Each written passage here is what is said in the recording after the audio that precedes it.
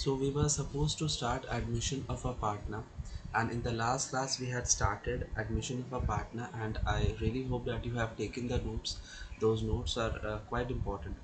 And before starting with admission of a partner, this is the last class on section A of the chapter Reconstitution of Partnership, and we are to solve some more illustrations of revaluation account so that you get a clear hold on it. This hold is very important for you to do the further chapters of admission, retirement, and death.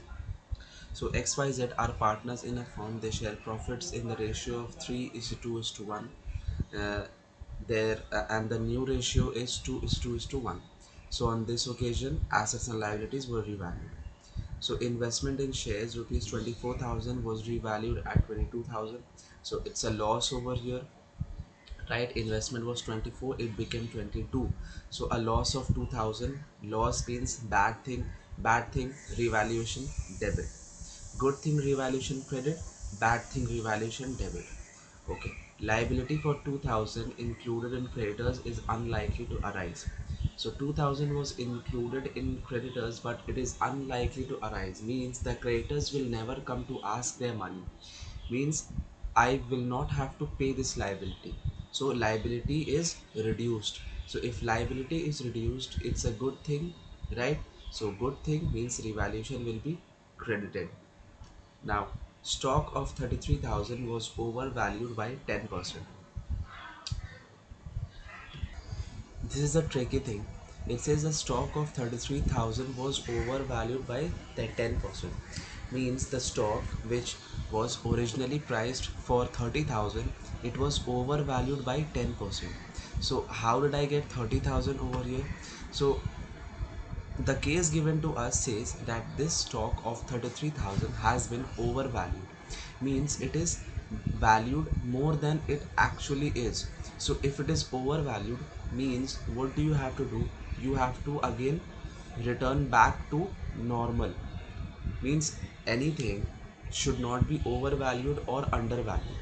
If it is overvalued, means I have to reduce its value. If it's undervalued, means I have to increase its value. So here what is happening? Here stock is being, here stock has been overvalued. So now what do I have to do? I have to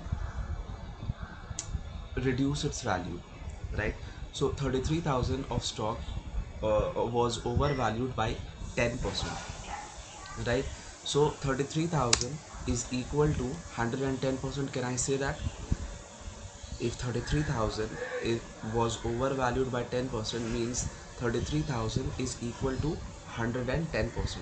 So 33,000 divided by 110%,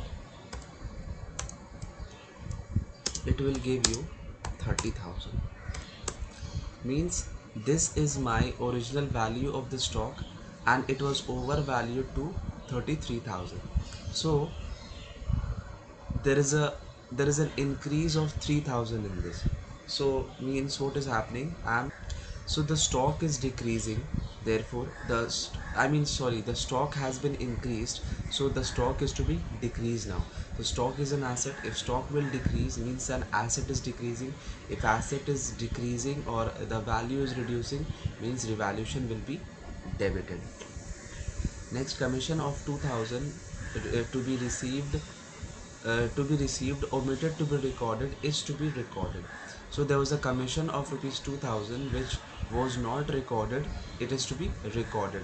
Commission is an income. If an income will increase, means it's a good thing, so revaluation will be credited. Again, the value of building 1,80,000 has been shown at 90% market value. It is to be shown, it is to be shown in full value. Okay. So what is happening over here? There was a building of which was valued at 1,80,000, but this 1,80,000 is equal to 90%. Okay. So it is to be valued at how, at what value? It is to be valued at 100%. In order to find out 100%, first whatever the thing you have to do is that find out that what is the percentage of this. If you find out that at what percentage is this valued, you'll find out 100%. For example, this was valued at 110%. Okay, this 33,000, it was valued at 110%. How did we know? Because it was already told to us that stock of 33,000 was overvalued by 10%. Means this 33,000 is including this 10%. So means this 33,000 was 110%. 100% is normal. Overvalue means above 100%, right? So this 33,000 was is equivalent to 110%. Therefore, in order to find 100%, what did we do? We just divided 33,000 by 110%. In the same way, if we come to do that, what is 1,80,000 equivalent to, we'll be able to find the 100%. So value of building 180 is to be has been shown at 90%. So 1,80,000 is equal to 90%. What do we have to do? We have to find 100%. So what do we do? 1,80,000 divided by 90%. Simple. Is equal to, you will get 2 lakh as your answer. So building is to be valued at 2 lakhs. So here the value of building is increasing from 1,80,000 to 2 lakh. So there is a difference of 20,000. So 20,000 is the revaluation profit. Revaluation profit will go to the credit side, right? Now, okay, what do we have to do? Prepare revaluation account. So let's prepare revaluation account. So number one, what is happening? Investment is, the value of investment is decreasing. So it will go to debit to investment 2,000. Next, liability will not arise, means profit by creditors.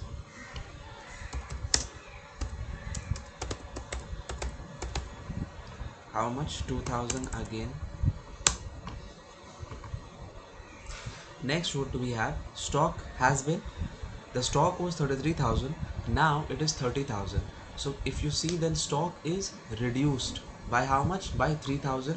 So if stock is reduced, then revaluation will be debited to stock by how much? By 3,000. Okay. Next, what do we have? Next we have commission is to be recorded, means revaluation will be credited by commission receivable.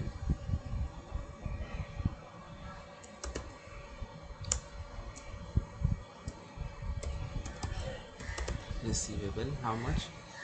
2,000. Yes. Okay, next, last, what do we have? Last we have value of building has been increased by how much? By 20,000. So it will definitely go to the credit side. By building 20,000. 20,000. Okay, now the total comes to 24,000 over here and 24,000 over here. So to profit on revaluation. So what are the partners? The partners are X, Y and Z. Now this revaluation profit will be distributed among the partners in what ratio? In the old ratio. Always remember that the revaluation profit is to be distributed among only the old partners in the old ratio. So the profit over here that I am getting is 19,000, right? So in that case, X is going to get 19,000 divided by 6 into 3, 9500 approximately. Okay, and Y will get 6,333 and Z will get 3167. So this is how the profit will be distributed. So this was a bit complicated sums on revaluation account, which is important to be practiced. Now this will be your homework for today, short homework. This is the sums on revaluation account only. You have to pass the journal entries and then show the revaluation account. You can first show the revaluation account and then journal entries. It's upon you, whatever is convenient for you. So just let me once go through the sums. Stock of 27,000 is undervalued by 10%. So now see what is happening over here. A stock which is undervalued by 10%. So this stock is equivalent to how much? It is equivalent to 90%. We have to find out how much. We have to find out 100%. So what do we simply do? 27,000 divided by 90%. Simple. Machinery of 25,000 is to be valued at 10% higher. This is not as complicated as the first one. It is very simple. It just says that machinery of 25,000 is to be valued at 10% higher. What do we have to do? We just have to 25,000 plus 10%. That's it. 25,000 plus 10%. Or you don't have to make the balance sheet. So what do we do? 25,000 into 10%, right? In both the cases you will get the same amount. How? If you do 25,000 plus 10%, the amount you will get is 25,000 plus 10%, 27,500, right? So 27,500, right? So the value was 25,000 before. Now the value is 27,500. So the amount of increase is how much? The amount of increase is 2,500.